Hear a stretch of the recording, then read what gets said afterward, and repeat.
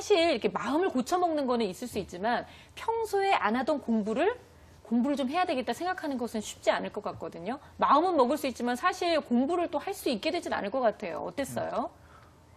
일단 공부하기로 마음을 먹었는데 이제 평소에 이제 오래 공부하려고 앉아 있어 본 적도 없고 오랜 시간 집중해 본 적도 없었기 때문에 가장 힘들었던 건 이제 집중하는 게 가장 힘들었어요.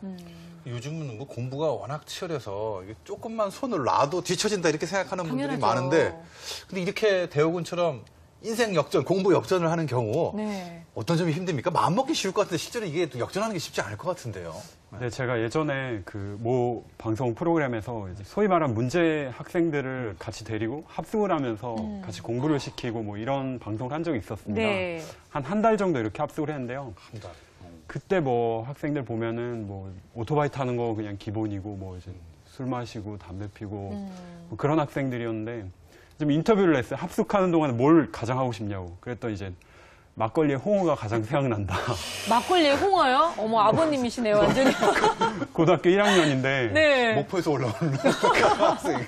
그래가지고 이제 방송 제작진이 다 뒤집어진 적이 있는데요. 그 학생 같은 경우 심지어 아버님이 학교 국어 선생님이셨습니다. 그러니까 국어 성적 20점이에요. 아유, 아버님이 정말 많이 실망스러우셨겠네요. 완전히 이제 아들이라고 취급을 안 하세요. 그런 학생이었는데 이제 한 달 동안 공부를 하면서 이제 아버지한테 내가 뭔가를 보여줘야겠다 이런 뭐 각오도 있었고 또 이제 공부하는 방법을 알려줘서 이제 한 달 뒤 한 78점이 됐습니다. 20점에서. 한 달 만에. 그러니까 뭐 학교 시험이 아니라 모의고사였는데요. 굉장히 높이 올랐죠. 이게 사실 언어영역 같은 게 어떻게 보면은 다른 과목 비교했을 때 수학 같은 거, 공식이랑 뭐 유도과정 그런 거 다 알고 있어야 되죠. 이 영어는 단어 엄청나게 알고 있지 못하면은 손도 못 대잖아요. 네. 근데 언어는 아무래도 우리나라 말이고 하다 보니까 진입장벽이 좀 낮은 편입니다. 그래서 좀 문제 접근하는 방법이나 출제 의도 같은 걸 좀 깨달으면은 또 빨리 오를 수 있는 과목이 되는데요. 이런 학생들 같은 경우에 사실 처음 시작하는 경우에 가장 이제 답답한 점이라면은 뭘 해야 될지 모릅니다. 어디서부터 시작을, 이 테이프를 끊어야 될지. 그리고 또 이걸 물어볼 때도 마땅히 없고. 그러니까 그렇죠. 혼자 고민하다 또 금방 포기하게 되고. 이게 가장 큰 문제죠. 네, 어디에 정말 물어볼 데가 없다. 네네. 근데 노규식 선생님께서도 사실 아이들 상담을 하다 보면 예. 이제 이런 아이들 되게 많이 만나보시게 되잖아요. 예, 저도 대호군 이야기 들으면서 생각나는 친구가 있는데요. 그 친구도 뭐 학교에서 유명한 싸움꾼이죠. 뭐 가출도 여러 번 하고 친구들하고 어울려 다니고 막 이랬는데 이 친구가 한번 이렇게 싸움이 붙었는데 친구를 말리려던 자기한테 말려 들어간 거죠. 네. 근데 경찰서에 갔는데 친구가 자기한테 다 떠넘긴 거예요. 그래서 자기가 그걸 다 이제 뒤집어 쓰고 처벌을 받았는데 네네. 그때를 계기로 이제 배신감도 들고 부모님한테 대한 어떤 죄책감도 그렇죠. 네, 세상에 들면서 믿을 사람 없구나 이런 거죠. 예, 그때 딱 끊고 지금 1년째 공부를 계속 하고 있는 친구가 있는데요.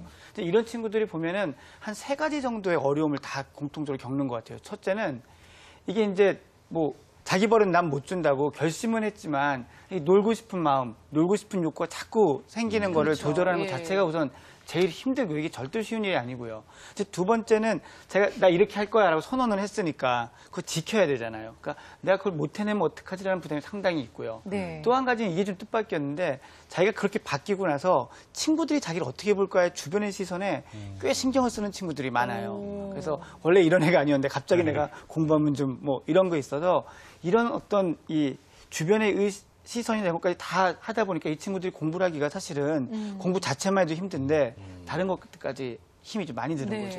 그러니까 한창 정말 친구들 눈을 의식할 나이니까 또 그럴 수도 그쵸. 있겠다 싶기는 한데요. 그렇다면 아이들이 이런 어려움을 좀 극복하기 위해서는 어떤 노력들이 좀 필요할까요?